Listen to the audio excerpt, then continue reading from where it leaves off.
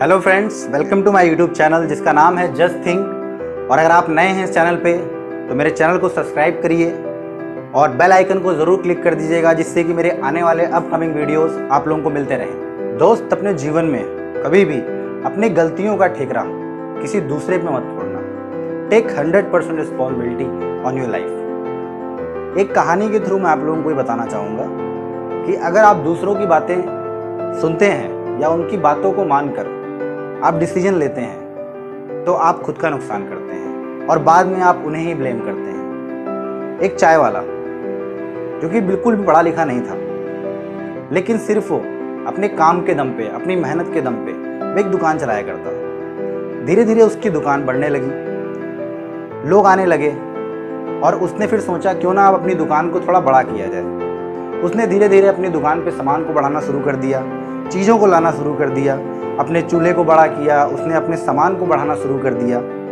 और इस तरीके से उसकी दुकान बढ़ने लगी और ज़्यादा से ज़्यादा लोग उसकी दुकान पे आने लगे। लेकिन एक दिन जो कि उसका बेटा अपना कॉलेज कंप्लीट कर चुका था और वे कॉलेज कंप्लीट करके उसकी दुकान पे आया कि पिताजी मैं आपके साथ हाथ बटाऊंगा।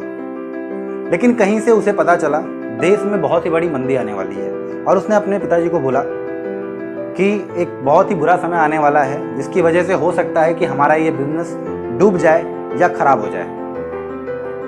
उसकी ये बात सुनकर उसके पिता ने सोचा कि उसका बेटा कॉलेज पास आउट है, कॉलेज से पढ़कर आया है, वे टीवी देखता है, वे रेडियो सुनता है, तो हो सकता है वह कहीं ना कहीं इस चीज़ को सही बोल रहा होगा। तो उन्होंने उसकी बात पे विश्वास करके चीज़ों को अपनी दुकान पे लाना कम कर दिया। धीरे धीरे उसने ये सोचा कि इस दुकान को बड़ा करने से क्या फ़ायदा, क्योंकि जब बुरा समय आएगा तो ये सारी चीज़ें बेकार हो जाएंगी। और उन्होंने इसको लाना कम कर दिया। देखते ही देखते उनकी दुकान पे लोग भी आने कम हो गए और उनकी दुकान धीरे धीरे बहुत ही कम चलने लगी और साथ ही साथ उनको बहुत ही ज़्यादा नुकसान होने लगा। फाइनली एक दिन दोनों, फादर और उनके बेटा दोनों बैठे हुए थे और दोनों बात कर रहे थे। उनके पिता अपने बेटे से कहते हैं कि बेटा शायद तू ठीक कह रहा था, बहुत ही बुरा समय आ गया है, अब देख हमारा बिजनेस भी नहीं चल रहा है। लेकिन कहीं ना कहीं वो गलती सिर्फ उनकी थी, ना कि उनके लड़के की। उसने सिर्फ इन्हें एक चीज़ बताई थी, लेकिन उन्होंने उस पर विश्वास करके, उसको मान करके अपना ही नुकसान कर लिया था। तो दोस्त, अपनी लाइफ में कभी भी अपनी चीज़ों को आप सुनो सबकी, मानो सबकी, लेकिन डिसीजन खुद लो और उसे सही समझकर सही तरीके से उस पर इम्प्लीमेंट करो या उसको करो। एक बार एक दोस्त लालटेन की रोशनी में एक चीज़ ढूंढ रहा था। उसका दूसरा दोस्त आया और उसने पूछा कि तू क्या ढूंढ रहा है। बहुत ज़्यादा ढूंढने के बाद उसने फाइनली उससे पूछा कि तू क्या ढूंढ रहा है जो तुझे मिल नहीं रहा है। तो उसने बताया मैं की ढूंढ रहा हूँ। तो उसने बोला तेरी की खोई कहाँ है। उसने बोला कमरे में। तो जो चीज़ खोई अंदर है वे बाहर कैसे मिलेगी। इसलिए जब आप चीज़ों को खुद ढूंढते हैं, खुद डिसाइड करते हैं और सही जगह उन्हें ढूंढते हैं तो आपको वो चीज़ ज़रूर मिलती है। लाइफ भी कुछ ऐसी ही होती है।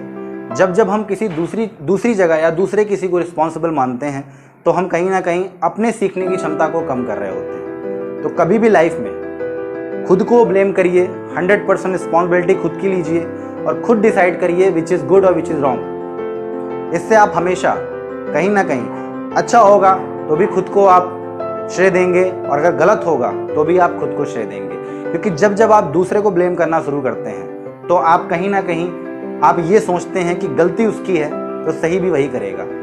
और इस बीच आप अपनी गलतियों को सही नहीं कर पाते, आप कभी अपने ऊपर काम नहीं कर पाते और देखते ही देखते आप फेलियर की तरफ चले जाते हैं और आपको सक्सेस कभी नहीं मिलती है या आप आगे कभी नहीं बढ़ पाते हैं। विवेकानंद जी का कहना है कि हमेशा दूसरों की गलतियों से सीखिए, क्योंकि खुद गलती करके सीखने में आपकी पूरी उम्र निकल जाएगी। आई होप आप सभी को मेरा ये वीडियो अच्छा लगा होगा।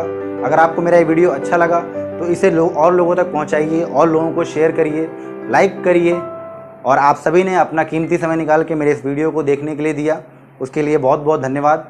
Thank you and thanks for watching.